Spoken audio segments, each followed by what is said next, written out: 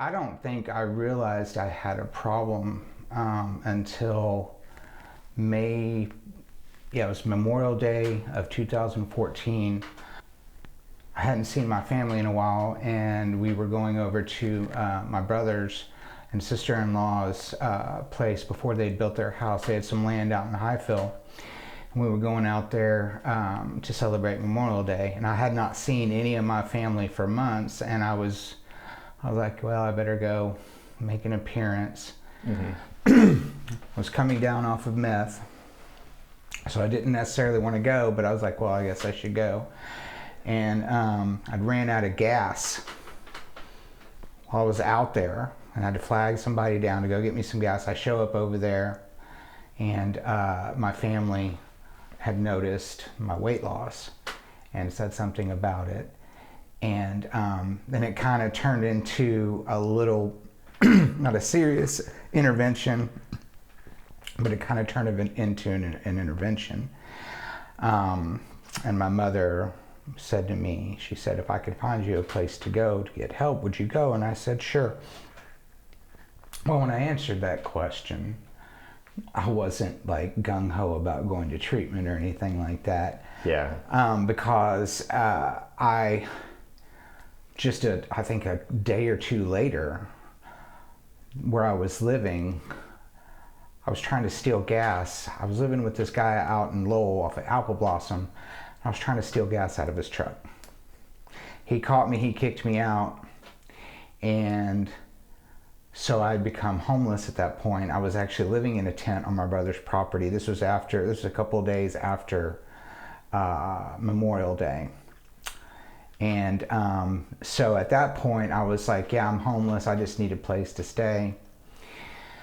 But back to Memorial Day that evening, family had left. I stayed and drank some beers with my brother, and we were talking, and he was all like, well, why do you do that? You know, why do you do this? And I was like, I have no idea. I just like to get high. I have no idea why I do it. And he had, said, well, you can't be around my family if you're going to continue to do that. So I'd gone back home, back to where I was living, and then gotten kicked out. And I'm out on his property for a few days. And my parents had showed up and said that they found me a place to go. So I loaded everything up, and they took me to Decision Point in Bentonville. I was 41 years old, and I was still wrestling with the idea, do I have a problem? Mm-hmm. Do I need help? Do I want help? I was there, and so I just gradually kind of let the process take over. Through the guilt and the shame and everything of what I did and whatnot. That stuff doesn't really come back to you until you're sober. Yeah. And then you really think about the damage that you've done to yourself, to your family. Because I was somebody that, like, I never wanted to be a part of society. And the first time I got high, when I was about 19 years old, I thought, man, this is it. This is great. This is my life, and this is what I want to be. And I spent the better part of 30 years of my life being chained to addiction. And, I have 15 months clean this second time. And, there's some days that are harder than others. Yeah. It can be, it's a challenge. Not every day, but some days it can be a challenge because of the things of the past, the habits, especially with anything, the more you do something, the more of a routine, the more it's ingrained in you, and the more habit it becomes. And so just because of using for so many years, thoughts come back. You have using dreams, which using dreams can they can be really scary. Now there's one or two ways, you know, that they look at the using dreams as, one means that, you know, either the recovery's working and everything, or two, it could show signs of a relapse. Yeah. Depending on which way you want to go with it. But it's natural, you know, you can't stop having those dreams. Yeah, but you can control how you react to them. You can, exactly. And I had one a few nights ago, and they're just so surreal. It's just you're in a situation, and there's a possibility of you know, a substance involved, and then you like there's this guilt in me, you know, when I'm around it, and it's like I don't know how to react. Yeah. So, but it's normal, it's natural. I never had using dreams when I was getting high, but it's till all of that clears up, and then, you know, you actually start, it's crazy, you know, dreaming again. Were you close with your family at the point where you went to see them and they commented on your weight loss? At that time, I was not close with them. I had missed my own birthday. I had missed my mom's birthday. I had missed Mother's Day. There was about 3 or 4 months there where I didn't see him at all. Yeah.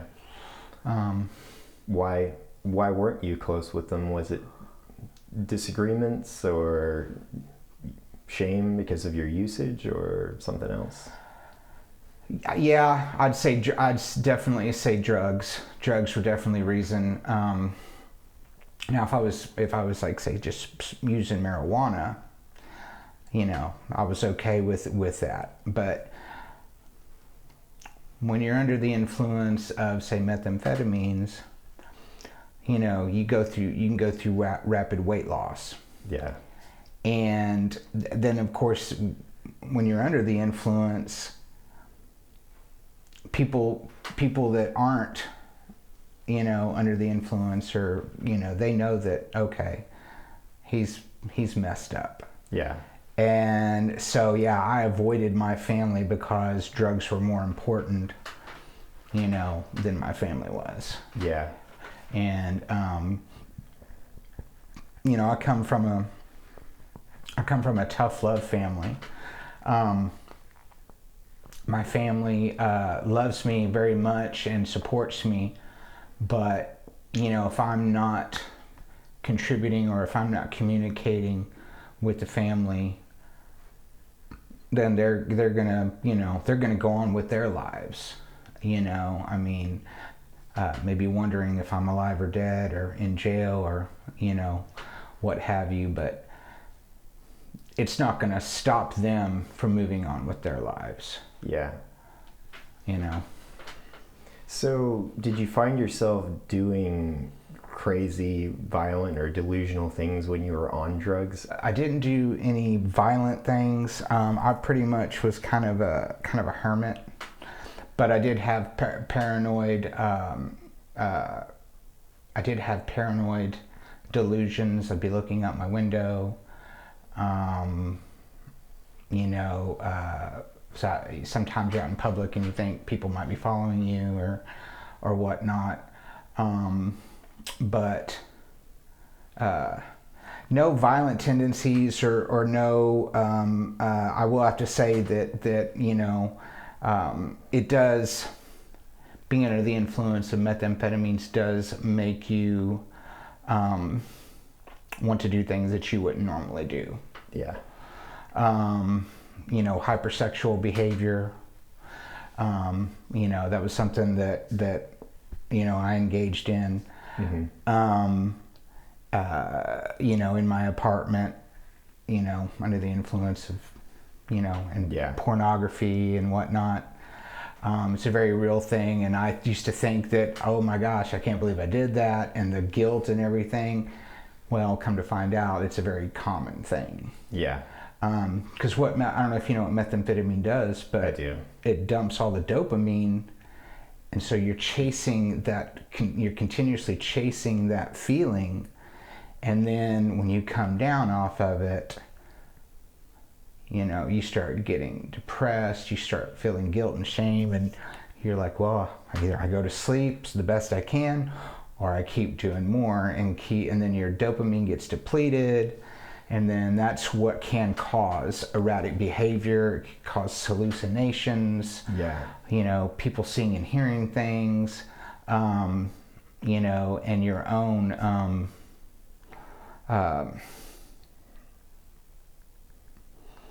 your own paranoid, delusional thoughts, which, you know, depending on how long you've been up, you know, it can make people do some very crazy things. Now obviously, there's people that do have mental health issues, you know, and I'm certainly all for, you know, whatever a person needs, whatever kind of medication they need to help treat their mental disorder. I'm all for that. I definitely think, well, and I mean, let's, you know, drugs are fun. Let's not, like, you know, until your life starts getting out of control, you're reliant on them, and they become, you know, they become the only way that you can function throughout the day. And I think the thing of it is especially in this day and age, drugs are so much more, I mean, drugs and alcohol is everywhere. You know, you've got fentanyl being put in all kinds of drugs. People are dying, you know, from the fentanyl being, and that was one of the things my brother pointed out to me. He was like, hey man, he was like, you need to be careful, dude, because he was telling me about, I want to say at JJ's and Rogers, I don't know, one of the girls that worked there, I guess she had done some cocaine and had some fentanyl and killed her. I know there was a couple of kids out at the university last year taking some pills that were laced with fentanyl. And I mean, just such a small amount of that stuff for somebody that does not have a tolerance for it. I mean, it's going to kill them. And and at the time when he was telling me that, I was like, I know my dealer and I trust him and all that stuff. But then I think when I came back down to earth, and I was like, my dealer wouldn't know if I died or not. You know, if what I got was laced with fentanyl. Only thing he would notice is if like 10 of his regulars stop coming all at the same time, then, you know, he might suspect something. And then what's he going to do? Go and check on them all, you know, make sure that we're alive and everything. I had to think about that, and I was just like, I mean, if anything, you know, these days you have no idea. I mean, they do have test kits. But they do, But and also, who wants to order a test kit? Because, you know, that kind of makes it obvious that you're up to something. Yes. Well, and that's the thing. You can't be too sure these days. And so I think that for people that are out there right now, you know, like imagine being at a party, hang out with your friends, and somebody gives you something. You know, and you don't know what's in it, and you don't take the time to test it. You're hanging out, having fun. You take it, you know, next thing you don't wake up. You know, so I think that that's the biggest. I think that's the biggest scare, is the fact that you don't know what you're putting in your body, and you don't know if you're going to wake up tomorrow or not. And that's the thing, is a lot of the drug dealers don't even know what they're selling. Because they get it from somewhere else, oftentimes imported from Mexico or somewhere else. And so they don't even know what's in it. No, they don't. And the good drug dealers don't use their own stuff. No, most of them do not. Most drug dealers don't. They don't have any interest in doing that stuff. They're more interested in making money. So back to your recovery, what was your process like as you were getting involved in I guess, assisted recovery? Well, so I'll go back to this second time. This was, give you a little bit of a backstory right before I went into treatment.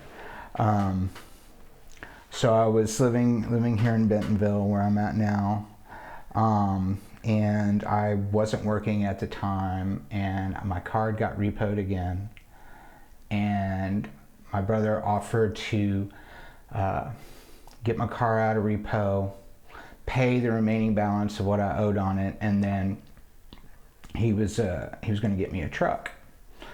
And because he paid for it, I paid it off. I owed him money, so I was going to work at his place. He has 70 acres out in Gentry, and I was going to go out there and do,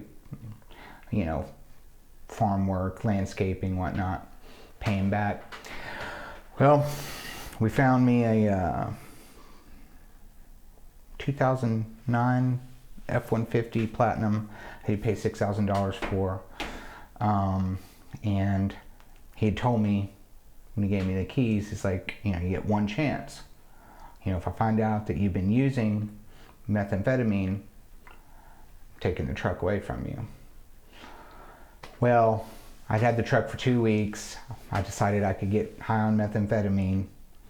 He wouldn't know about it. He called me up. I told him I was going to Cavender's to go get some work boots, which I was. But he was like, well, just don't do anything you're going to regret. And so went to Cavender's, looked at the boots. They didn't really have anything I wanted. I showed up to his place Monday morning, and he knew. My brother always knows when, he's really good at knowing. But I also did, he was like, how come you didn't respond to my text or anything? And, oh, I didn't get it or whatever, and blah, blah, blah. And he's like, did you get any sleep this weekend? And I was like, oh yeah, and I'm great and everything. And so he took the keys away from me. Then he let me use his Jeep, and I drove it for a few days. I ended up wrecking the Jeep. And then it ended up being me moving into a horse trailer on his property until I went to rehab. And this whole time I was worried about my apartment and being evicted, and when I got out, having to live in the horse trailer, and waiting to go to treatment, and then I was going to have to move back into the horse trailer. I didn't have a vehicle. I wouldn't, he wasn't paying me. I was working a debt off. And I was out there for a couple of weeks and went to treatment at Eagle Crest here in Bentonville. And being the second time in treatment, I had a lot more guilt and shame. Couldn't believe I had done this again. And before all this, my parents, when I was still at my apartment, before I went out, my parents had showed up because my brother had come from out of town from California, and it was completely unannounced. I didn't know it. I was under the influence. My parents showed up at the door because a couple of days later, because everybody knows when I don't communicate, they know that something's up. So they knocked on my door, and I opened it up, and I'd been up for a few days, and I was stoned, and I'm cleaning house, and my stepdad's there and asked me if he thought I needed to go back to rehab. And I was kind of scatterbrained, and I started crying, and I was like, I don't know, but I need something. Yeah.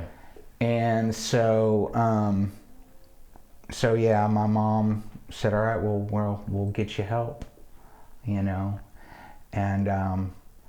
that was before Christmas. That was like in November. But yeah, and then I ended up going into treatment on January 10th of last year. And I thought I was gonna have to move out of my apartment. I thought I was gonna be evicted because I thought I'll be in treatment. There's no way they're gonna let me move back in. So yeah, I went to treatment. I was able to I was able to admit that I was an alcoholic as well. I didn't do that the first time I went to treatment because I thought alcohol's not my problem, marijuana's not my problem, it's just meth. Yeah. So yeah, once I finally realized that and admitted that, it was actually okay. You know, because it's like we want to hold on. Yeah. We're okay with letting go of some things, but we're not convinced that, oh, you know, I might have a problem with something else. Yeah. And the thing is, those secrets hold a lot of power over us just by being secrets. And when I say secret, I mean, I'm aware that you weren't fully convinced that you had a problem with those things, but that's you keeping a secret from yourself. So that's why I call it a secret. Yeah. The grand charade, because that's the thing. It's admitting that you have a problem is probably the most courageous thing that you can do, and really realizing it. And the thing of it is so many addicts or alcoholics, in the back of their mind, they may know or think they have a problem, but they're not listening to it, and so they keep drowning that little voice. Yeah. Because they don't know how to quit. They don't know how to stop. They feel like if they admit that they need help, that they've failed themselves, because they'll tell themselves, oh, I can quit. Because I used to tell myself that, oh, I'll do it just this once, and then I'll be good. Well, that never works. Yeah. It never works. The only way to stay clean and sober is to stay completely abstinent. Yeah. Now there are plenty of people out there that can use, on the weekends or every now and then there's plenty of people that function throughout life, that don't have a problem with it, I wish I could be one of those people. I can't use anything successfully. But this time I was able to actually admit to myself, and once I actually admitted to myself that, yeah, you're just a full-blown addict, then I was actually able to begin working, on, okay, you have a problem. What are you going to do about it? Yeah. So the second time in treatment, and the way I had done my recovery before, I totally, I wasn't as socially present in my own recovery with people in, say, Narcotics Anonymous. I knew people and we did things, but I didn't do a whole lot. And this time I said, you know what, I'm going to make it a point to get more involved in the program, because that's really you can't do it by yourself. You can't, no matter what program you choose in life, you can't do it by yourself. If you're an addict or an alcoholic and you are going through recovery, you have to have some kind of support. Yeah. Doesn't matter what it is. So the more that you allow yourself to take that support and let it help you, the more that you surround yourself with people that are in recovery, that are trying to better their lives, the better chance of success you have. And so I made that commitment to be more present, be more active in my own recovery, to spend time with others, to go to more meetings, to do things outside of the rooms, to actually start building relationships, real relationships that don't involve drugs or alcohol. Nobody wants anything from me, except they just want to love me, and help me out, and it's a beautiful thing because I have people that I can call up, talk to, people that I can go do stuff with, and enjoy life, and without the use of drugs or alcohol, find a better way to live. Yeah. That's really what it's about. You just got to do it though. Yeah. That's the big thing. You've got to do it. You've got to want it for yourself, and you've got to be willing to change. Yeah. And I mean, it's a process. It's like I said, some days are easier than others. Some days can be a bit of a challenge. Life still happens every day. Mm-hmm. You can get stressed out, get anxiety, get a little depressed about stuff. Yeah. But using the tools that you have to help you get through that stuff, instead of turning to drugs or alcohol to help you cope. Because that's the thing about it is, like, addicts don't have any coping skills. Yeah. Like, drugs and alcohol weren't my problem. They were my solution. Yeah. My problem stems from childhood trauma. And that's the majority of why people become addicts. There's some sort of trauma that may have happened in their lives, and the only way that you know how to deal with that is by, putting some substance in your body to help deal with the pain. But at the end of the day, all you were doing was elevating the pain. There was no peace, and there goes the vicious cycle of you got to keep going until, either you're dead in jail, homeless, lost, you know what I mean? It's 90% of people will never get help. There's so much shame, and not only that, but there's a lot of fear because a lot of those things are illegal and you don't want to get locked up. No, and some people, I've heard so many testimonies from people that when they've been locked up, gone to prison, they consider it a blessing, because it allowed them to sober up, to realize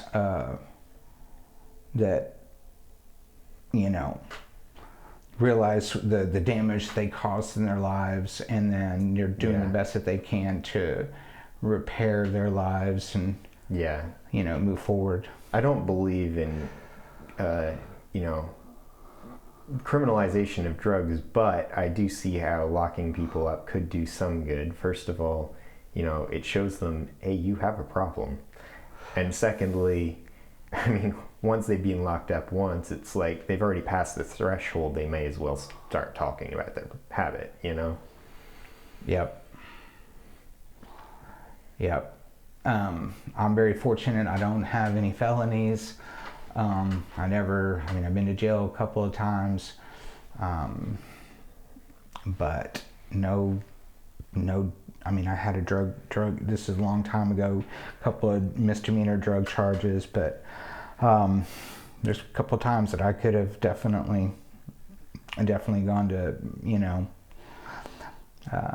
possibly could have gone to prison, but I'm very fortunate in that I don't have to worry about any of that. Yeah. Because going to jail sucks. That's good. Yeah. And you get stuff on your record that makes it so much harder to function in the way that society wants you to function.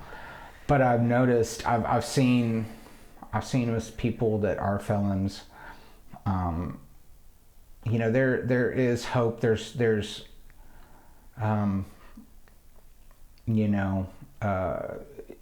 I look at it this way: you're only as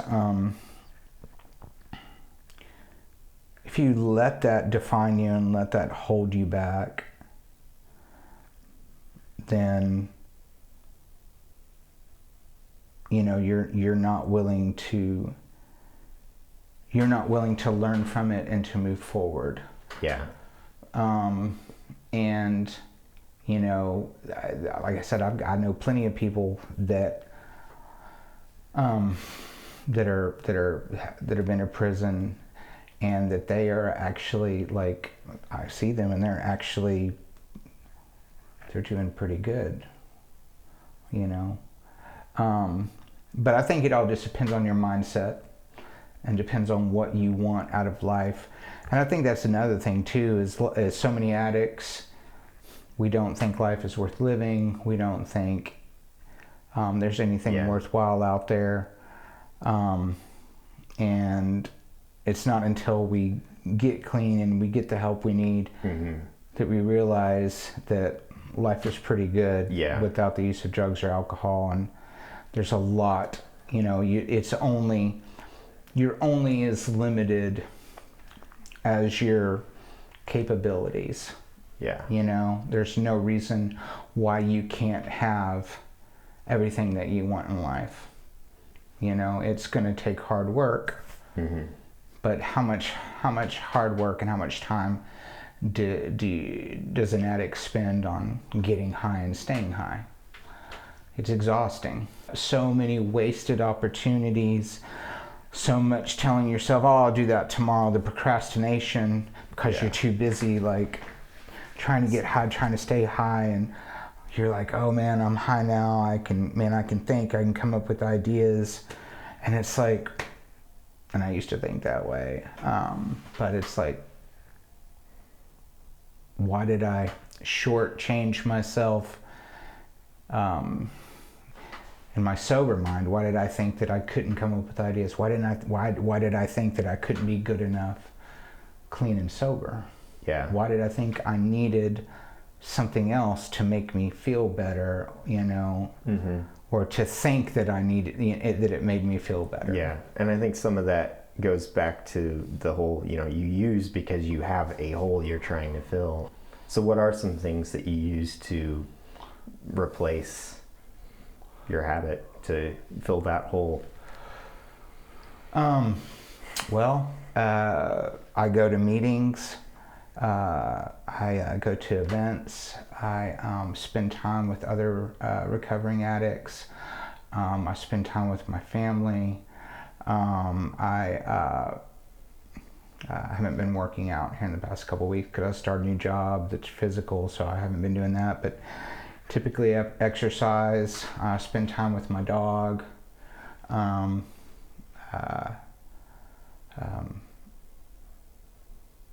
Yeah, I mean, basically being social, because you've heard about that experiment, right? Where they have the rats, and they put, I believe, what is it, cocaine or heroin in one of the water bottles in one corner, then they have one in the other one, and they put all the rats together, and they found out that when all the rats are in a social gathering, that they choose the regular water over the contaminated water. So they found out that one of the key elements to beating addiction is social connection. And so that is a big part of, that's why a program is so important. That's why having support, and that's why being social in that program is very vital to your recovery. Yeah. Because if you're not having fun, or if you're not dealing with what's going on in your life with the help of others, you know, if you're doing it on your own, then you know, you're probably not going to fare very well. For a lot of people, I think social isolation is the reason they start using to start with. Yeah. But yeah, it can release some of the same chemicals that those drugs are releasing. Obviously not in as intense quantities, but they can, and they do. That's the thing about being an addict is we want what we want when we want it, and we want it now. And especially you know, the instant gratification in this society, and the instant gratification that drugs bring. You know, it's kind of like any kind of high intensity exercise releases the same amount of dopamine that methamphetamine does. It just does it over a slower period of time. And I got addicted to working out, definitely. I got addicted to that. But it's one of those things to where you're like, well, I could spend the time, making myself better, which is a healthier addiction. I mean, I'm not, I don't take supplements or, I'm not some like gym freak or anything like that. But once I got into it, I found out that, I really enjoyed it. And it's much more, I'm actually doing something instead of getting high and not doing anything. Yeah. So I tell you what, though, I had it's been a few years ago, but I was under the influence of methamphetamine, and I had went and I remember I was looking up online like legal ways to get high. Well, I'd gotten online and I found this inhaler at Walmart called Benzodrex. Well, I ended up going and getting a couple of those, and I ended up having a mild stroke on my right side. I went to work the following Monday, and I was carrying a bag of trash out to the dumpster, and I went to go lift it up with my right hand, and I couldn't get my right arm to go all the way up, so I switched it in my left hand and did that, and I was like, it worked fine. Put it in the right one again, and I couldn't get it up. And then I went going to the gym and trying to work out, and my right side, I think I'd probably lost about 25% strength, or maybe more, in my right side.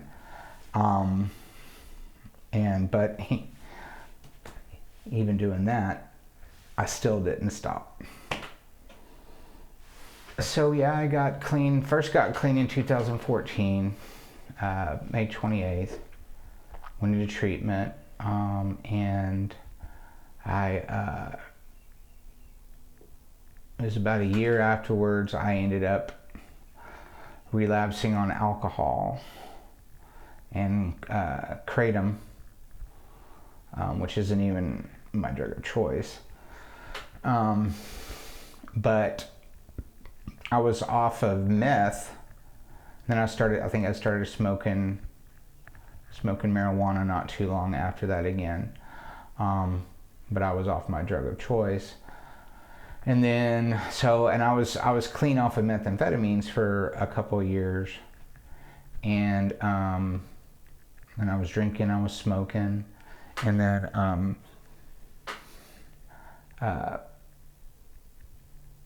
I remember I'd quit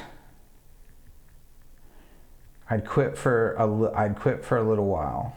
The first time I relapsed on meth, it went on for a little while. My brother sat me down and was telling me, you have got, one option, keep going down this road, but you're going to go down it alone, or you can get off this shit and you can, start getting your life back together. My mother at the time was she was having health issues, and so I quit, and I was clean off of meth for about another year and a half, and 2 years maybe. But then an opportunity presented itself during COVID, and that time was very, for everybody, that time was very stressful, very depressing. The work was hard to find, and I ended up doing a manual labor job, and to where we wouldn't work a lot because of the rain. And so an opportunity presented itself again with meth, and I battled with myself about going back down that road, and I eventually chose to go back down that road. I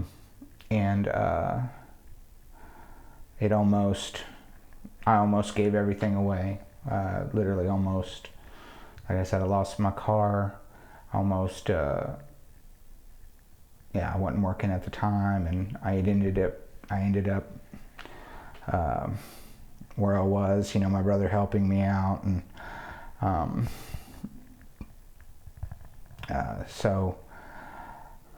and that was 21. It was 20 to 21 when, 20 to 21 was when the last time. That's when I, so it was over a year when my addiction had come back. And I lost, 2021, I lost several jobs, and I don't know how I was maintaining, but I wasn't maintaining. But yeah, and I've been clean off of everything this time, 15 months. So, are you still going to all those meetings and everything? Mm-hmm. So yep. What do you think of NA? I think that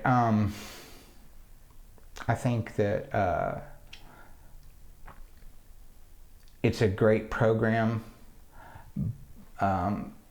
Here's what I think about any program.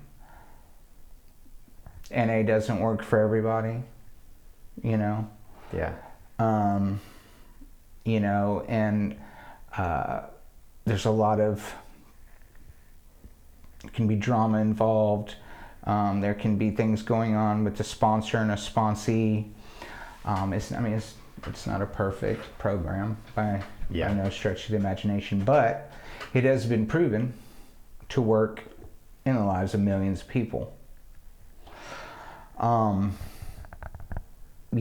The way that they do things work, through a 12-step process. I'm on step 4 right now. Yeah. Which it's a lot of work, doing a fearless and more inventory of yourself. But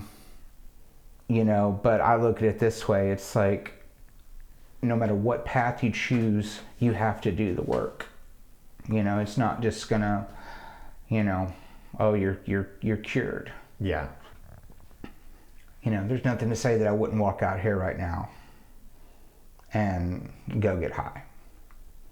I'm just one bad decision away from a relapse. Yeah. So it's no program is foolproof, but you have to stay vigilant. You have to want, because one of the things they like to say is, well, what did you do to get high? Well, what lengths were you willing to go to get high? Well, what lengths are you willing to go through to stay clean? Because my life depends on it. Mm-hmm. And I have to keep that in the front of my mind. I'm like, well, you could go do this, but what's going to happen, because I'm the type of person, I'll be like, yeah, it's okay if I smoke a little weed, drink a little beer, then on the weekends I'll be like, yeah, I can do meth, and then it'll end up turning into, it'll just escalate from there. And I've worked too hard to get where I'm at this point.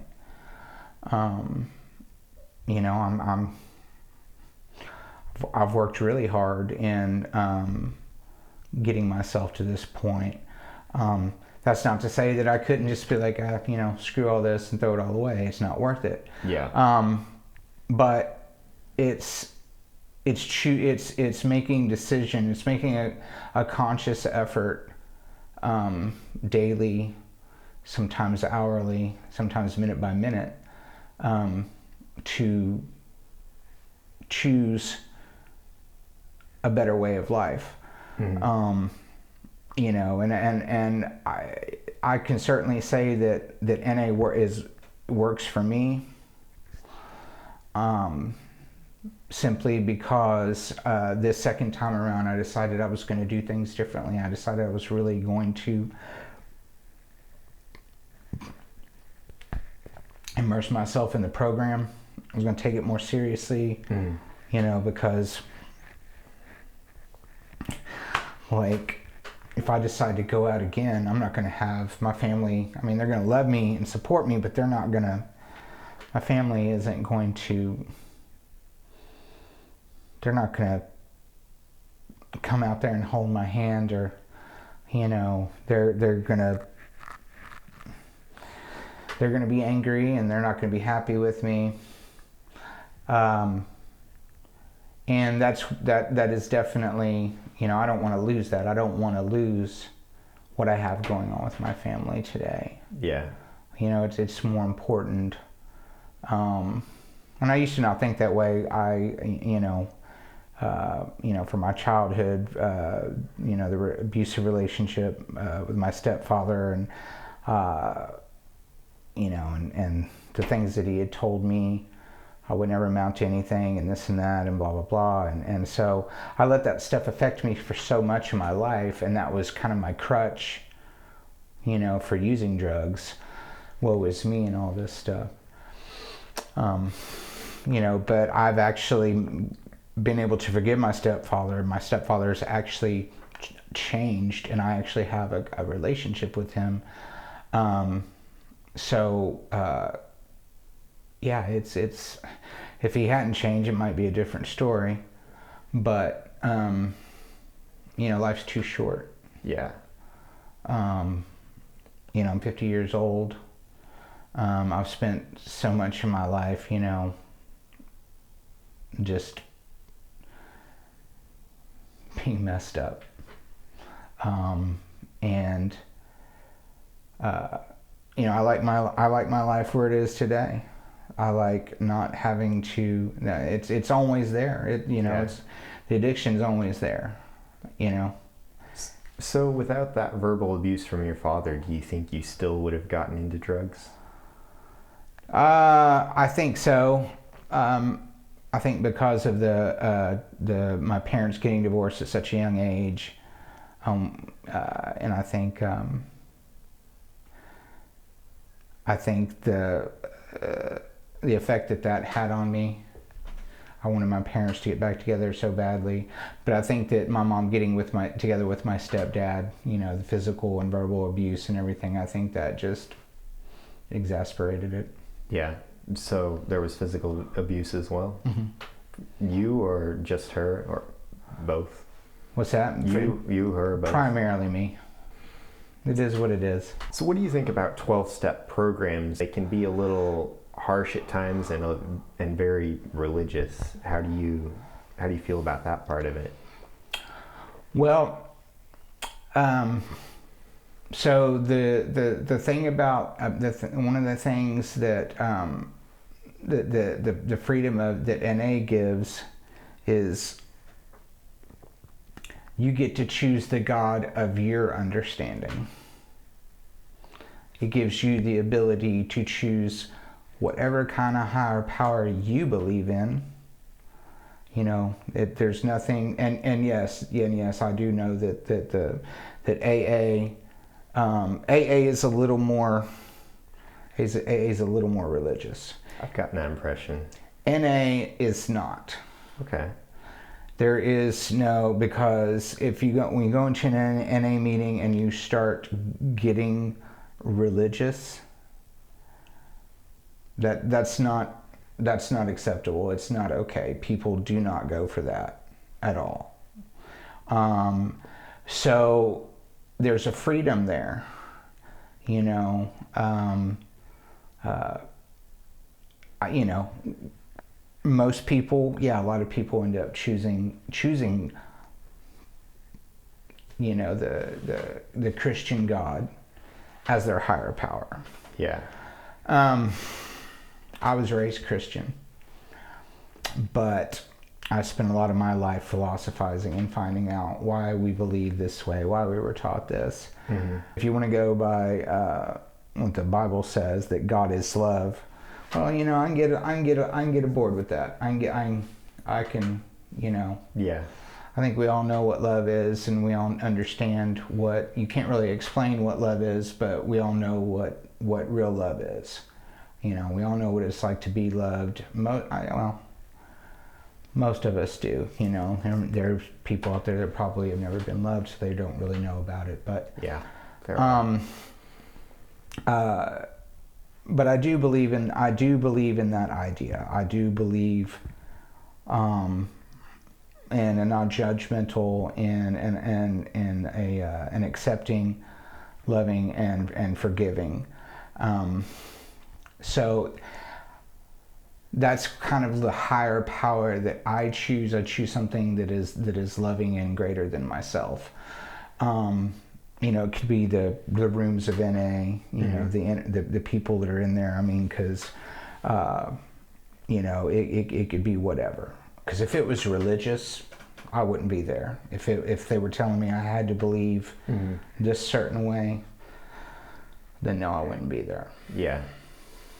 Whatever keeps you clean is really what it's all about. Yeah. So if you had to label your beliefs, what label would you choose? If I had to label my beliefs, as far as my religious beliefs are concerned, man, I really don't know. I'd probably say I'd be more agnostic.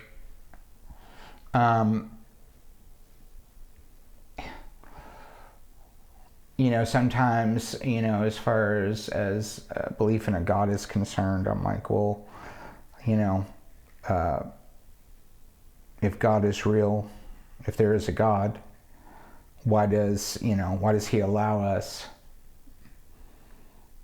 You know, if he already knows what's going to happen, you know, what's the purpose in our life?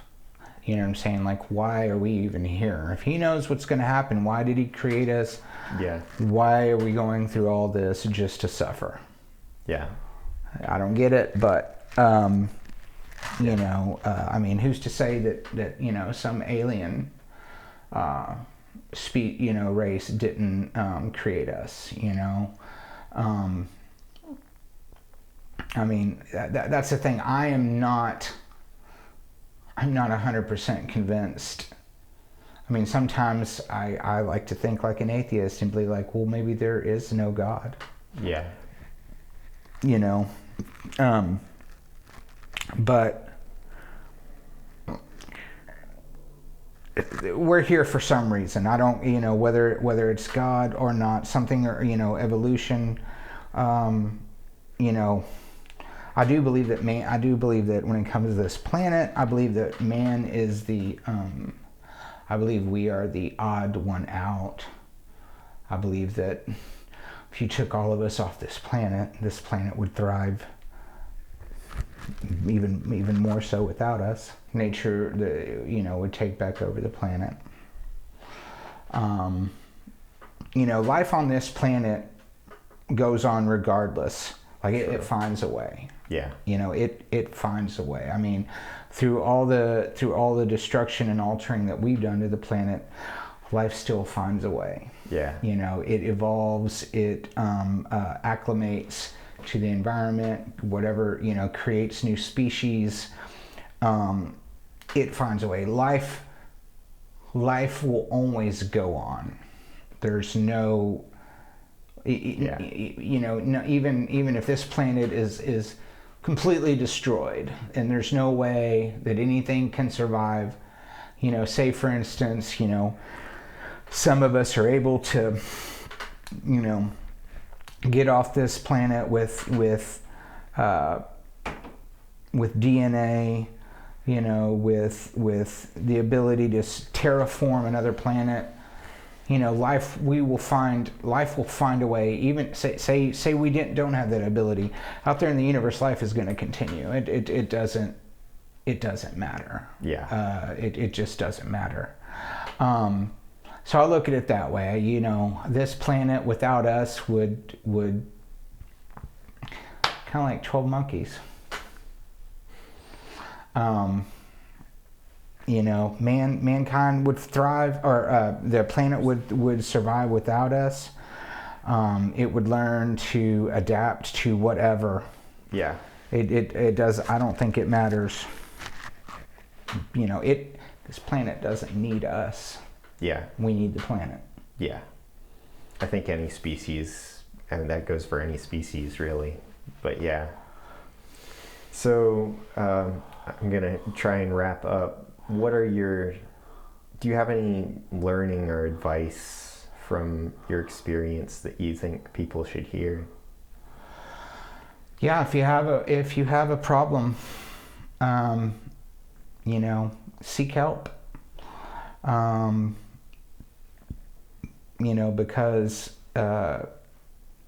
you know, if you're an addict or an alcoholic, there's no need for you to suffer anymore. You know, it gets better.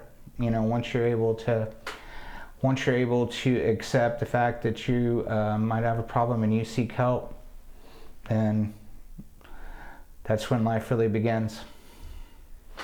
Thank you. I appreciate it. Thanks for being vulnerable with me and doing this. Thank you so much as well.